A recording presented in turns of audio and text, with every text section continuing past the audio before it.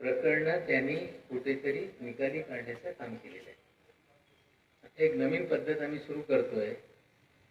या आधी ज्यांना रजिस्ट्रेशन किंवा चेंज रिपोर्ट किंवा स्कीम मंजूर झाल्यानंतर त्या लोकांना इथे येऊन प्रत्यक्ष तो कागद कलेक्ट करण्याची पद्धत या बोर्डामध्ये होती. असा निर्णय आम्ही घेतलेला आहे की आता कोणी व्यक्ती या बोर्डाला मध्ये येणार नाही. आमच्याकडून त्या विश्वास किंवा मुतवल्लीला पत्र जातील की तुमच्या रजिस्ट्रेशन हे बोर्डाने मंजूर केलेलं आहे. हे कागद आम्हाला तुम्हाला पाठवायचं आहे. याची परतचे 40 रुपये प्रतिप्रत, समजा 120 रुपये 3 पानं असतील, 4 पानं असतील. मग पोस्टल चार्जेस त्यांनी आमच्या अकाउंटवर RTGS केलं पाहिजे आणि मग थेट त्यांना पोस्टाने पाठवण्याची सिस्टम आजपासून या बोर्डामध्ये आम्ही सुरू केलेलं आहे. कोणी इथे येणार नाही आणि हँड डिलिव्हरी कोणाला भेटणार नाही. ज्यांच्या ॲड्रेस असतील त्यांना हे देण्याचं काम होईल. याच्यातून काय, समजा 2000 लोकांना हे सर्टिफिकेट द्यायचे. मग 2000 लोक, त्यांच्यासोबत 2 लोक येतील, 2-3 दिवस इथे राहणार, येणं जाणे आणि कुठेतरी 1 कोटी रुपये लोकांचे वाया जाणार. आणि इथे आल्यानंतर लोक आरोप करताय की आम्ही आल्यानंतर इथे काय पैसे मागतात आमच्याकडे. मग पैसे वाचवणे आणि लोकांना आरोप करण्याची संधी होणार नाही आणि कुठेतरी ट्रान्सपरंट पद्धतीने हा सगळा कारभार सुरू होणार. दुसरा निर्णय आम्ही हे घेतलेला आहे की बोर्डाचा सर्व कामकाज हा ऑनलाईन सिस्टमला होणार. म्हणजे कुठेतरी कुणाला अर्ज करायचा असेल तर त्यांनी ऑनलाईन अर्ज लोड केलं पाहिजे, कागदपत्र लोड केलं पाहिजे. कुणाला काही ऑब्जेक्शन असतील ते त्यांनी ऑनलाईन टाकली पाहिजे. यांच्याकडून काही त्यांना माहिती द्यायची असतील की बाबा हे कागद कमी आहे, ते ऑनलाईन पद्धतीने त्या पोर्टलवर दाखवलं पाहिजे आणि बोर्डाकडे मीटिंगमध्ये मान्यता मिळाल्यानंतर ऑनलाईन माहिती लोकांना मिळेल. आणि जे काही पैसे भरणं हे बंधनकारक असतील हे सगळे पैसे गेटवे तयार करून त्या पोर्टलच्या माध्यमातून सगळे पेमेंट पण ऑनलाईन होतील. म्हणजे बोर्डाच्या कार्यालयात येणे, इथे फेऱ्या घालणे किंवा माझे काय स्टेटस आहे माहितीसाठी इथे कुठेतरी त्यांना मिळत नाही, त्यासाठी एकंदरीत ऑनलाईन सिस्टम डेव्हलप करण्याची कामं आम्ही सुरू केलेली आहे. IT डिपार्टमेंट जे आमच्या शासनाचे आहे तो हा कामकाज बघतो आणि लवकरात लवकर ऑनलाईन सिस्टम सगळी तयार करा. दुसरा एक निर्णय आम्ही असा घेतलेला आहे की बोर्डाचा जो कागद आहे सगळं रेकॉर्ड, ते कुठेतरी कागद असताना डिजिटल रेकॉर्ड तयार झालेली नाही. आज आम्ही असा निर्णय घेतलेला आहे की बोर्डाच्या संपूर्ण रेकॉर्ड हे डिजिटलाइज करून सेव्ह करण्याचं काम आम्ही करू. जेणेकरून आज असेल, उद्या असेल, 100 वर्षानंतर असेल, डॉक्युमेंट हरवले, डॉक्युमेंट हाल झाले, हे जे प्रश्न निर्माण होणार आहे ते होणार नाही. त्यासाठी हे पण इम्प्लिमेंट करण्याचं आम्ही काम करू. दुसरं, बोर्डावर जे सदस्य नेमायचे आहे, आता त्याच्या सदस्य नेमण्यासाठी वेगळे वेगळे कॉलेजियम आहे त्याची. म्हणजे बार काउन्सिलमधून 2 सदस्य राहिले पाहिजे, 2 खासदार राहिले पाहिजे, 2 आमदार राहिले पाहिजे. मुतवल्लीची निवडणूक झालेली ऑलरेडी मेंबर्स तिकडे आहे. मग 2 इस्लामिक स्कॉलर पाहिजे. म्हणजे ही पण प्रक्रिया 2-3 महिन्यामध्ये 100% पूर्ण करून फुल फ्लेज बोर्ड आपण तयार करू. आणि ही पण प्रोसेस सुरू झाली होती. कोविडमुळे कुठेतरी अडचणीत आली आणि त्यामुळे हे फुल फ्लेज बोर्ड तयार झालं नाही. पण येणारे 2-3 महिन्यामध्ये फुल फ्लेज बोर्ड पण आम्ही तयार करतो. एकंदरीत असं निदर्शनात आलेलं आहे की ट्रिब्युनल म्हणजे बोर्डाने एखादा निर्णय दिला किंवा वाद झाला, त्याला ट्रिब्युनलची व्यवस्था करण्यात आलेली आहे. तर ट्रिब्युनलमध्ये 2 लोक आहेत, 3 लोक असलं पाहिजे. त्याच्यात एक ॲडिशनल कलेक्टर लेवलचे अधिकारी बरेच दिवसापासून नाही, त्याची नेमणूक लवकरात लवकर करू. ट्रिब्युनलचे पण कम्प्युटरायझेशन, सर्व न्यायव्यवस्थेमध्ये आता कम्प्युटरायझेशन झालेलं आहे, पण वक्फ ट्रिब्युनलमध्ये कम्प्युटरायझेशन झालं नाही. ते पण कम्प्युटरायझेशनचं काम हाती घेण्याबाबत आता निर्णय झालेला आहे. म्हणजे एकंदरीत पारदर्शक पद्धतीने बोर्डाचं काम झालं पाहिजे. कोणाची पेंडन्सी का आहे ही माहिती त्याला मिळाली पाहिजे आणि इथे येऊन फेऱ्या घालण्याची काही गरज नाही. घरी बसून एक क्लिकवर बोर्डाची काय परिस्थिती हे माहिती लोकांना मिळू शकते. त्या पोर्टलमध्ये जे लिगल डिस्प्यूट असतील, समजा ट्रिब्युनलमध्ये केसेस आहे तर आज किती केसेस आहे, हायकोर्टात असतील तो आज हायकोर्टात किती केसेस आहे, सुप्रीम कोर्टात असतील तर किती केसेस सुप्रीम कोर्टामध्ये. म्हणजे एक क्लिकवर संपूर्ण महाराष्ट्र कोर्ट काय आहे लोकांना माहिती मिळेल अशी परिस्थिती निर्माण करण्याचं काम आम्ही करू. की वेगळे वेगळे इश्यू असत आहे टेक्निकली, त्या बाबतीत लोकांची मागणी आहे की परमनंट आम्हाला चीफ ऑफिसर टेम्पररी चार्जमध्ये नको, आम्हाला परमनंट चार्जमध्ये ठेवलं पाहिजे. अधिकारी त्याच्या बाबतीत पण लवकरच निर्णय करू. दुसरी एक आणखीन माहिती देऊ इच्छितो की महाराष्ट्र वक्फ बोर्डच्या मेन कार्यालय हा मुंबईमध्ये निर्माण होणार आहे आणि मराठवाड्याचे 8 जिल्ह्यासाठी रिजनल वक्फ ऑफिस जे आधीपासून औरंगाबादमध्ये होता तो राहील आणि 8ही रिजनमध्ये आमचे ऑफिसेस निर्माण करू, प्रत्येक जिल्ह्यामध्ये ऑफिसेस निर्माण करू आणि या पद्धतीने ट्रान्सपरंट सगळ्यांना न्याय देणारा बोर्ड असेल या दिशेने काम करण्याची तयारी आमची आहे. आपले काही प्रश्न असतील तर निश्चित रूपाने माहिती देतो. निवडणूक आहे तिथे आश्वासन देत आहे, त्या उलट देश चालवत असताना कोरोनाची हे जे संकट या देशामध्ये मोदी साहेबांच्या चुकीच्या निर्णयामुळे या देशामध्ये हा संकट निर्माण झाले. तेव्हा 31 डिसेंबर रोजी WHO जाहीर केला होता की इंटरनॅशनल हेल्थ इमर्जन्सी आहे. त्या काळामध्ये देशातले सर्व बॉर्डर्स, विमानतळ असतील, बोटी असतील किंवा रोडने येणारे रस्ते असतील, तिकडे जर सगळ्यांना येण्यापासून मज्जाव केला असता तर या देशामध्ये लॉकडाऊनची काही गरज नसती आणि आजच्या घडीला जे 80 लाख आकडा आहे किंवा 1,20,000 लोक मृत्युमुखी पडले हे पडले नसते. आता हे सगळी परिस्थिती जी निर्माण झालेली आहे ते पंतप्रधान यांच्या चुकीच्या धोरणामुळे आहे आणि त्यांची जबाबदारी आहे की त्यांनी जाहीर केलं पाहिजे की निवडणुकीसाठी तुम्ही लस देणार आहे की लोकांचा जीव वाचवण्यासाठी लस देणार आहे. संपूर्ण देशवासियांना लस देण्याची जबाबदारी केंद्राची आहे. जर ते करत नसतील तर महाराष्ट्र सरकार निवडणूक नसतानाही खर्चेने लोकांना हे लस देणार आहे. कार्यालय मुंबईचं आहे, मुंबईचा विषय सांगितला, रेकॉर्ड ऑनलाईन करणार आणि कागदपत्रांचं जतन 100% म्हणजे डिजिटलायझेशन साठी याला टेंडर मागवण्यासाठी सांगण्यात आलेलं आहे. कम्प्युटरायझेशन साठी हे IT डिपार्टमेंट सगळं तयार करत आहे. म्हणजे हे सगळे टेंडर फ्लोट झाल्यानंतर त्याला मान्यता देऊ आणि कामाला सुरुवात करू. मला वाटतं 6 महिन्यात हे सगळं डिजिटलायझेशन असेल, कम्प्युटरायझेशन असेल, म्हणजे हे सगळं होऊ शकतं. मी तुम्हाला एक आणखी माहिती देतो. मुंबईमध्ये ऑफिस हलवण्यासाठी इम्तियाज जलील साहेबांचं पण पत्र माझ्याकडे आहे. सर हज कमेटी सर अपन ये बर्खास्त के लिए सर नए एम्प्लॉय कब होंगे अपॉइंटमेंट बताओ. एम्प्लॉय का अपॉइंटमेंट जल्द से जल्द हो जाए. अच्छा सर स्टाफ भी हम अपॉइंट करने की सारी प्रोसेस स्टार्ट की है.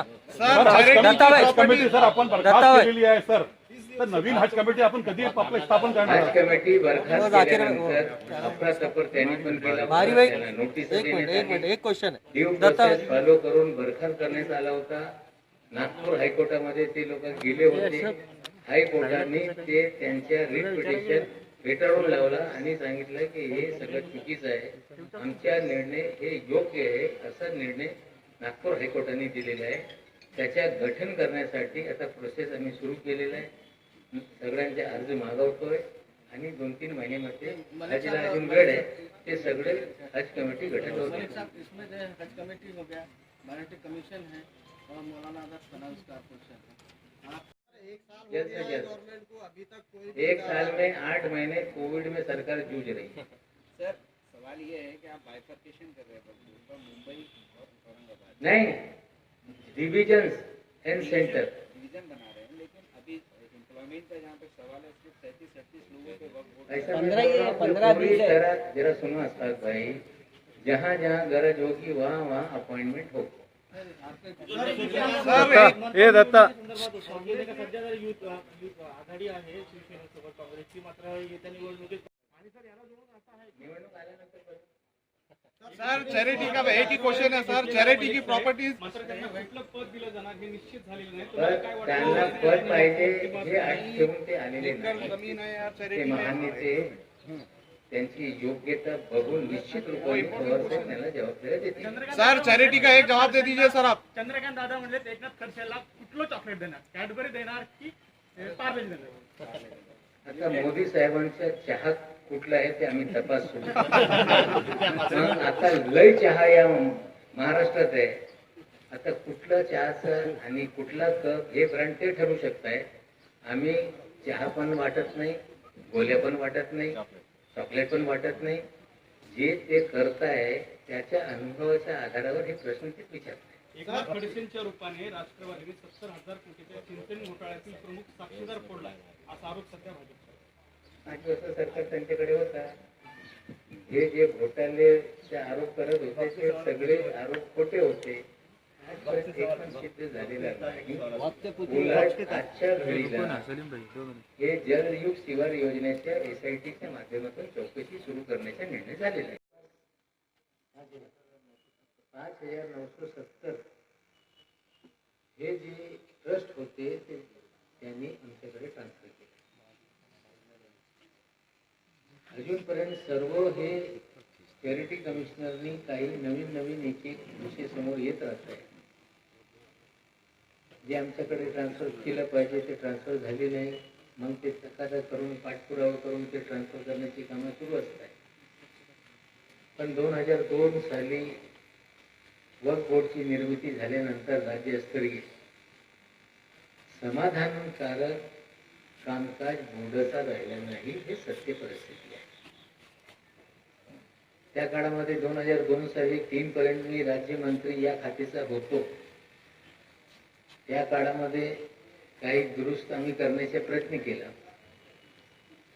मग बरेचसे काही तक्रारी झाली, याच्यावर काही इन्क्वायरी बसवण्यात आली, त्याचे रिपोर्ट आले आणि जे समाधानकारक कामगिरी झाली पाहिजे तशी आज आढावा घेत असताना मला जवळपास 10-12 महिने झाले, 10 महिने झाले या खात्याचा मंत्री असताना दुसऱ्यांदा मी बोर्डाच्या कार्यालयामध्ये येऊन आढावा घेण्याचं काम केलं. आणि असं मला अंदाज आला की बाबा हे समाधानकारक काम बोर्डाचं नाही, ही सत्य परिस्थिती. त्यासाठी त्यांची पण काही अडचण आहे. बोर्डमध्ये काम करणारे जे बोर्ड मेंबर आहेत त्यांचे अधिकार काय ते त्यांचे अधिकार समजत नाही. CEOचे अधिकार काय ते त्यांना कळत नाही. प्रत्येक बोर्डचा मेंबर त्यांना एक्झिक्युटिव्ह पॉवर आहे काय या भूमिकेत तो काम करतो. म्हणजे एकंदरीत आजपर्यंत वक्फ बोर्डाचे जे रूल्स रेग्युलेशन्स आहेत ते पण मान्यता सरकारकडून मिळाली नाही. जे रूल्स बनवण्यात आले होते, नवीन कायदा निर्माण झाल्यानंतर अमेंड करण्याची गरज होती, ते पण झालेलं नाही. एकंदरीत ही परिस्थिती आहे. आम्ही सुरुवातीला आढावा घेतल्यानंतर की एकंदरीत पेंडन्सी बोर्डाकडे किती आहे कामाची, म्हणजे नवीन ट्रस्ट कोणी रजिस्टर करत असेल वक्फ ते किती पेंडिंग आहे. एखादा चेंज रिपोर्ट म्हणजे ट्रस्टी बदलणं, ज्याच्यात मुतवल्ली बदलणं, हा किती पेंडन्सी आहे. किंवा त्यांची स्कीम रिवाइज करणे ही किती पेंडन्सी आहे. 2012 सालापासून पेंडन्सी सातत्याने वाढत गेली. मागच्या काळामध्ये आम्ही त्यांना टार्गेट दिला की बाबा तुम्ही 3 महिन्यामध्ये कुठेतरी पेंडन्सी संपवली पाहिजे. तरीही पेंडन्सी रीजनल नहीं सर, पूरे वक्फ प्रॉपर्टी के 50% वक्फ इमलाक जो है तो मराठवाड़ा में है। उनको बम्बई आने की जरूरत नहीं, ऑनलाइन सब चलेगा. नहीं तो फिर वो ऑनलाइन यहाँ से भी हो सकता है, औरंगाबाद से क्यों नहीं हो सकता है, औरंगाबाद से क्यों नहीं हो उसके सकता? पीछे एक वजह है, इफेक्टिव काम नहीं होता. चंद्रपुर का आदमी औरंगाबाद आना, रत्नागिरी का आदमी औरंगाबाद आना, इफेक्टिव कामकाज नहीं है। नहीं तो आप देखिए, वहाँ पर मुंबई रीजनल में ऑफिस आप बनाओगे, रीजनल बॉम्बे में दिक्कत नहीं होगी मुंबई सर। में आप वही जैसा होने वाला है। मराठवाड़ा को रीजनल ऑफिस मेरी बनाने बात सुनिए का, ना, आप चंद्रपुर को रीजनल ऑफिस बनाइए। आप पत्रकार है, जो माहिती देना मैंने दिया, खबर जो दिखाना है आपको दिखाना, बहस करना पत्रकार का काम नहीं है। मैं आपसे विनती, सर एक इम्पोर्टेंट क्वेश्चन ये है, 82,000 एकड़ जमीन मराठवाड़ा में हमने 10-15 साल पहले देखे थे। कुछ जमीन अभी फिलहाल कितनी पे है? इसीलिए मैं बोल रहा हूँ कि कंप्यूटराइजेशन करके समाधान कारक काम नहीं है, ये मैंने पहले सवाल किया। इसीलिए पूरी तरह से मराठवाड़ा हो, महाराष्ट्र हो, वक्त की जमीन पे नाजायज कब्जे बड़े पैमाने पे हुए। अभी भी बड़े पैमाने पे गड़बड़ियां हैं। उसमें कब्जा करने वाले दीगर से ज्यादा मुसलमान ही उसके अंदर ज्यादा ये पुरगुस करने में है। तो जितनी गड़बड़ियां है एक एक करके उसको दुरुस्त करना है। आपकी जानकारी के लिए बताता हूँ कि हाजी इस्माइल मुसाफिर खाना का एक मामला चैरिटी कमिश्नर के मातहत नहीं होते हुए भी उस पर ऑर्डर्स हुए, हाई कोर्ट में हार गए लोग।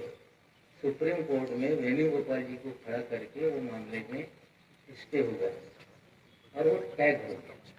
हमारे आने के बाद जानना की कंप्लेंट आई, कोई वहाँ पे मॉल बना रहा है एक मस्जिद की जगह पे, उसको स्टे लगाया है। कलेक्टर साहब ने मीटिंग लगाई है।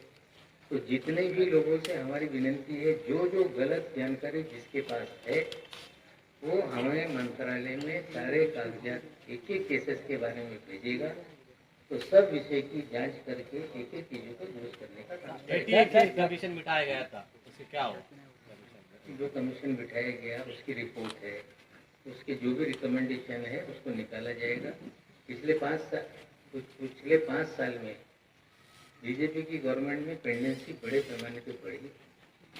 कोई जिस तरह से इफेक्टिव काम करना चाहिए था काम नहीं हुआ।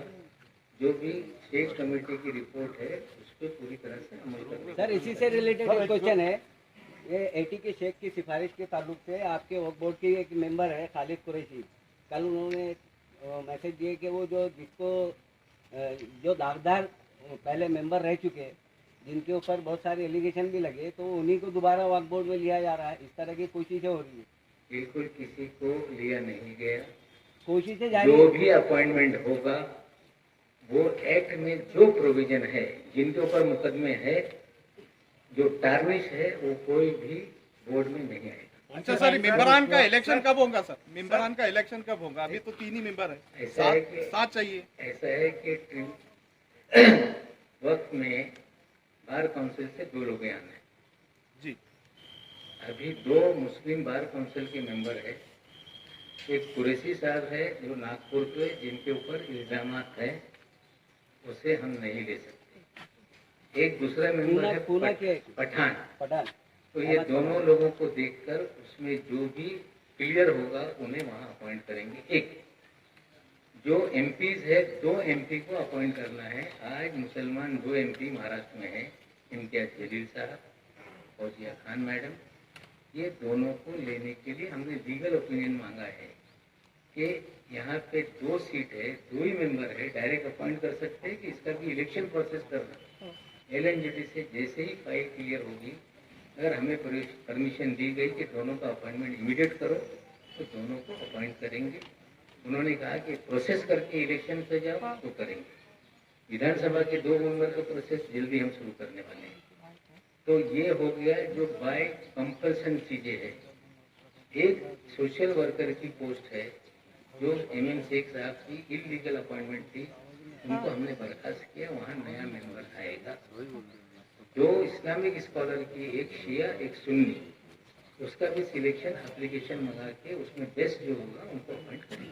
अच्छा सर, एक क्वेश्चन। खालिद साहब ने सीधे तौर पे जो है तो आरोप उनको लगाया। हटाया जा रहा है, उन्होंने फाइलें चोरी की है, सारे रिकॉर्ड हमारे पास है। उनको नोटिस भेजा गया और उनको हियरिंग दी जाएगी। वक्फ बोर्ड की फाइलें 6 चोरी की है उन्होंने। पिछले 2 साल से फाइल अपने घर में रखे हुए थे। लगातार करने के बाद फाइलें नहीं दे रहे थे। अब उनको नोटिस गई है कि जो आप गलतियां कर रहे हैं उसका जवाब दो। भारतीय जनता पार्टी का वो अपॉइंटमेंट इलीगल था और उसके जरिए पूरे बोर्ड को बर्बाद करने का काम हो रहा था। फाइलें चोरी की जा रही थी, नोटिस गई है, और नोटिस देने के बाद क्या जवाब आएगा, अगर क्रिमिनल एक्ट होगा तो मुकदमा भी दर्ज करेंगे, गिरफ्तारी भी करेंगे। सर कुछ इरेगुलरिटीज है सर कुछ। जो कंप्लेंट की हुई है यहाँ पर भी की हुई है, इनवर्ड आउटवर्ड से सीओ साहब के पास फाइल नहीं जाती। ये 5 साल से मैं शिकायत कर रहा हूँ। आप मेरे पास भेजो लिख के। सर मेरी सर मेरा अगर बोर्ड इफेक्ट सुनिए प्लीज, मैं दे देता हूँ। आप पत्रकार है कि ग्रीवेंस ला रहे हैं? ग्रीवेंस के लिए वहाँ मिला, पत्रकार है तो सवाल। सर कुछ आरोप ऐसे है सर वक्फ बोर्ड के ऊपर और कुछ मेंबर्स के ऊपर और मागी जो सीईओ है उनके खिलाफ में सर, तो बहुत गंभीर प्रकार के आरोप है कि उसमें उन्होंने अपना इरेगुलरिटीज किए हैं। तो सर उसमें तीन बहुत इंपॉर्टेंट है, अपना सैफी बुरहानी अपलिफ्टमेंट ट्रस्ट का सर, उसमें 16 एकड़ की जमीन है सर, उसके अंदर 4-5 हजार करोड़ की प्रॉपर्टी है वो।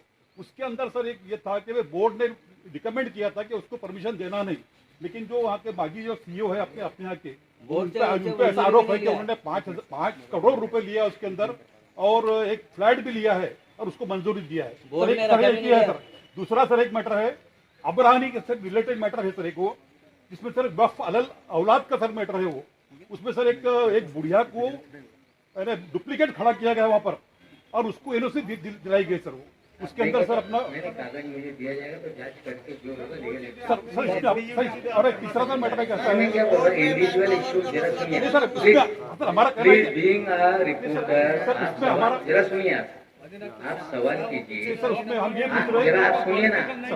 आप देखो, आप पत्रकार के कोई भी आदमी पॉलिटिकल नहीं चाहिए भाई मिनिस्टर के साहब, अलावा। प्लीज जरा आप बैठिए, पत्रकार के हैसियत से सवाल पूछिए, पत्रकार नहीं हम आप जवाब मत दीजिए। सर हम ये पूछ रहे हैं कि उसमें कार्रवाई क्या करे आपने, आप आरोप तो सर आपके पास आए हुए हैं, उसमें आपकी तरफ से क्या कार्रवाई हुई जरा हम ये जानना एक एक चाहेंगे। का जवाब दोगे, ये मच्छी बाजार बनाएंगे। आज ये बताओ, आप अगर कोई किसी के खिलाफ कंप्लेंट है, जांच करके वो सभी लोगों पे कार्रवाई हो। नहीं सर हम ये चाह रहे हैं कि कार्रवाई क्या की है अभी तक के सर आरोप तो पहले से किए हुए हैं उसके अंदर ये सर। बोल रहा हूँ कि आरोप जो भी किए गए उसकी जांच होगी और जांच करके कार्रवाई की जाएगी। हमारे जो सर सर्वे शुरू किया गया है, क्या चल रहा साहब उसका? परभणी पुणे में गलत सर्वे हो रहा है ऐसा पता चला। परभणी और पूना का सर्वे का काम शुरू हुआ है पिछली गवर्नमेंट के टाइम। कोविड से पहले पूना का हमने एक अड़ावा लिया था, वो काम कर रहे हैं। फाइनल सर्वे की रिपोर्ट अभी तक आई नहीं है।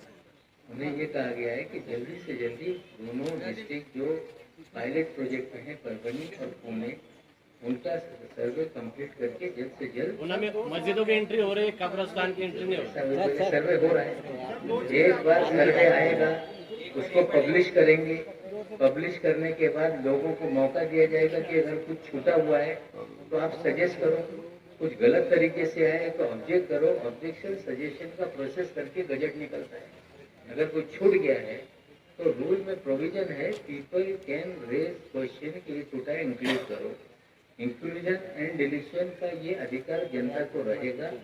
जब ये सर्वे की रिपोर्ट पब्लिश होगी तो लोगों से अपील करेंगे, आप देखो कुछ छूटा है तो बताओ, गलती से आ गया तो वो भी बताओ, फिर फाइनल उस पर अप्रूव करके गजट निकाला जाएगा। सर जो इदारे चैरिटी में है, सर जो इदारे चैरिटी में है तो वो वक्त में कब तक कन्वर्ट होंगे? का मतलब बना हुआ है और अदर डिपार्टमेंट की तरह वक्फ बोर्ड भी गवर्नमेंट का ही इदारा है। हाँ,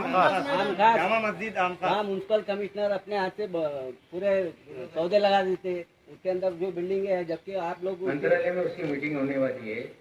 उसके अंदर यहाँ के खासदार साहब भी मुझे मिले थे, उन्होंने भी कुछ बातें बताई है। हमारे अधिकारियों का भी कुछ बोलना है अभी स्मार्ट सिटी के ऐसा मैं जवाब दे सकता हूँ। आप मुझे डिक्टेट नहीं कर सकते, मैं पत्रकार की तरह आप सवाल सर पूछो, कब मैं जवाब तक चैरिटी के ट्रान्सफर होंगे वक्फ बोर्ड में? दूंगा। मी बोलतोय तुम्हाला की जे काही प्रश्न असतील लेखी तक्रारी आल्यानंतर रीतसर कारवाया होते। सर चैरिटी के कब तक ट्रान्सफर होंगे सर? बिहार निवडणुकीमध्ये भाजपकडून कोरोना वॅक्सिन जी आहे ती मोफत दिली जाईल असं आश्वासन दिलं जात आहे। ते आश्वासन चुकीचं असल्याचं मत सामनाचे अग्रलेखक आते हैं 3 फैसले सुप्रीम कोर्ट के, वक्फ बोर्ड के हक में आए, लेकिन वक्फ बोर्ड पोजीशन लेने से फांसी रहे, ऐसा क्यों? स्पेसिफिक बताएंगे तो कार्रवाई करेंगे। वक्फ बोर्ड में रिकॉर्ड है पूरा। ऐसा जो भी स्पेसिफिक है, मैं पत्रकारों का हाथ जोड़ के विनती करता हूँ कि आप लिख के मुझे देंगे तो उस पर जहाँ कुछ होगा उसको दुरुस्त करेंगे। सुप्रीम कोर्ट में वक्फ बोर्ड की तरफ से बड़े वकील लगाना, सरकार की तरफ से बड़े वकील लगाने का काम हो रहा है। अभी 28 तारीख को सुप्रीम कोर्ट में एक मामला है, बोर्ड की तरफ से अटॉर्नी जनरल जो वेणुगोपाल जी वो खड़े होने वाले हैं, सरकार की तरफ से कपिल सिब्बल जी खड़े होने वाले हैं।